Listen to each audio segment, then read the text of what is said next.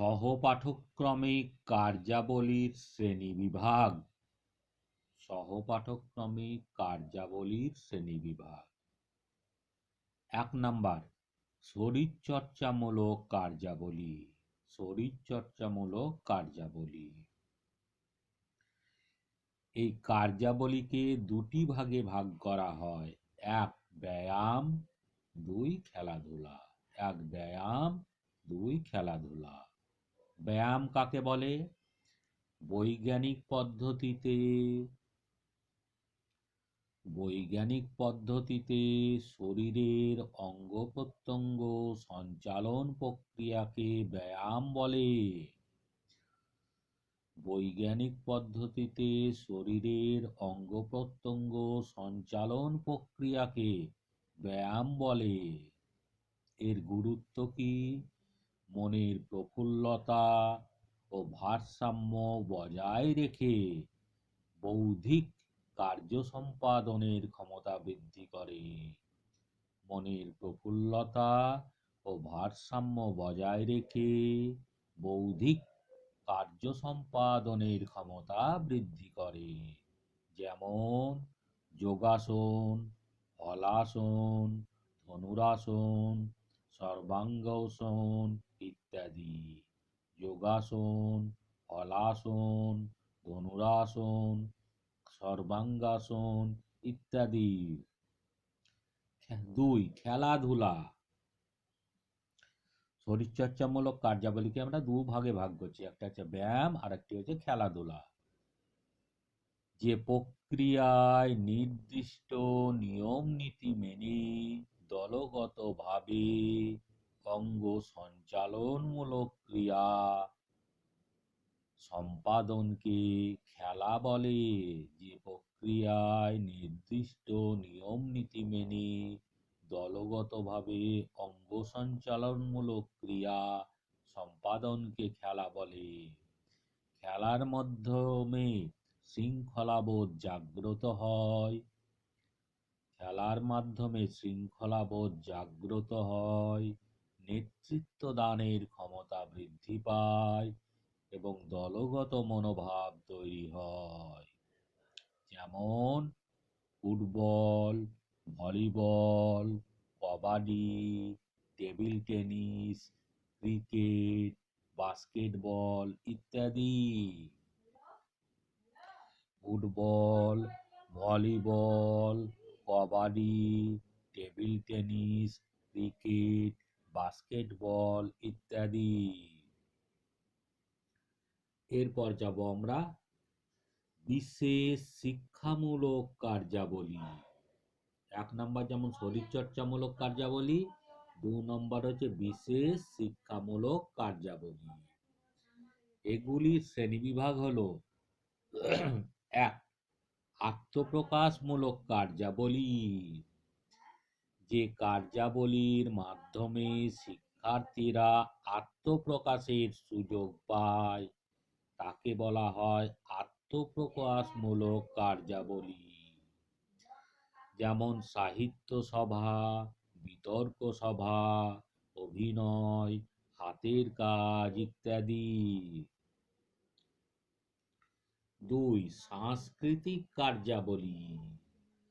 যে সকল কার্যাবলীর মাধ্যমে শিক্ষার্থীদের সাংস্কৃতিক বিষয়গুলির চর্চা হয় তাকে বলা হয় সাংস্কৃতিক কার্যাবলী।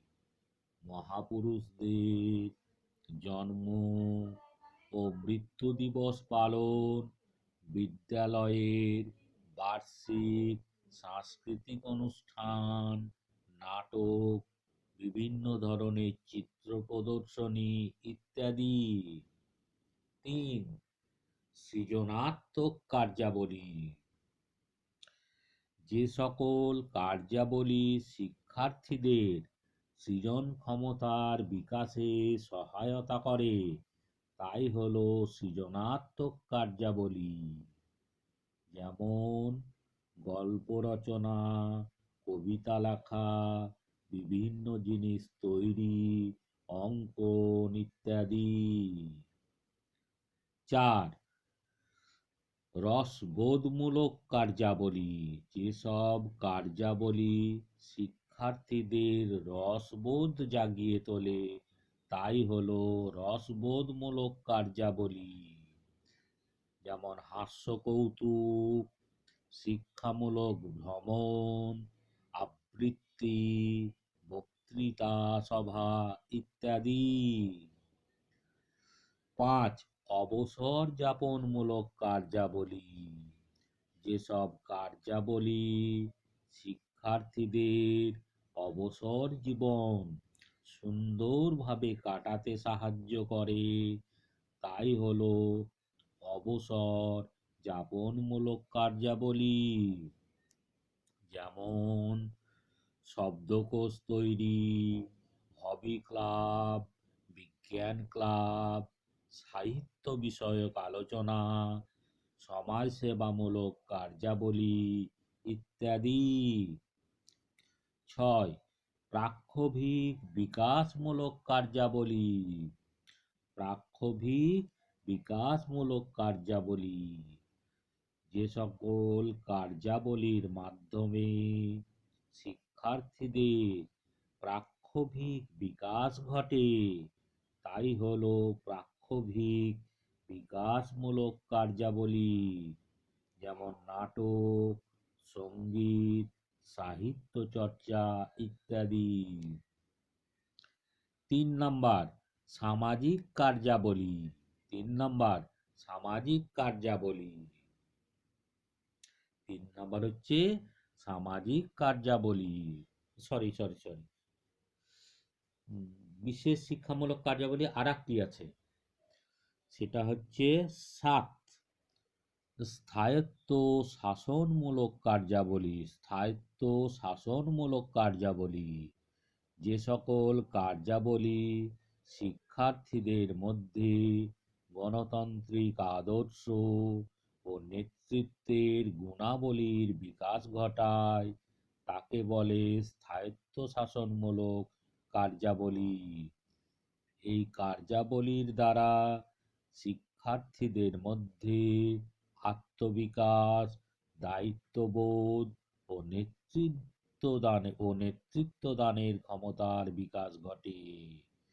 যেমন শিক্ষার্থী সংসদের বিভিন্ন দায়িত্ব পালন, শ্রেণীর মনিটর, খেলার ক্যাপ্টেন, সমিতির দায়িত্ব পালন ইত্যাদি। 3. সামাজিক কার্যাবলী, সামাজিক কার্যাবলীকে 2 ভাগে ভাগ করা যায়। 1. সমাজসেবামূলক কার্যাবলী, যে সকল কার্যাবলীর মাধ্যমে শিক্ষার্থীদের মধ্যে সমাজসেবামূলক মনোভাবের বিকাশ ঘটে তাকে সমাজসেবামূলক কার্যাবলী বলে। যেমন স্বাস্থ্য সপ্তাহ পালন, বনসৃজন, ট্রাফিক নিয়ন্ত্রণ, রক্তদান শিবিরের আয়োজন, জলদান, গ্রামোন্নয়নের কাজে অংশগ্রহণ ইত্যাদি। 2.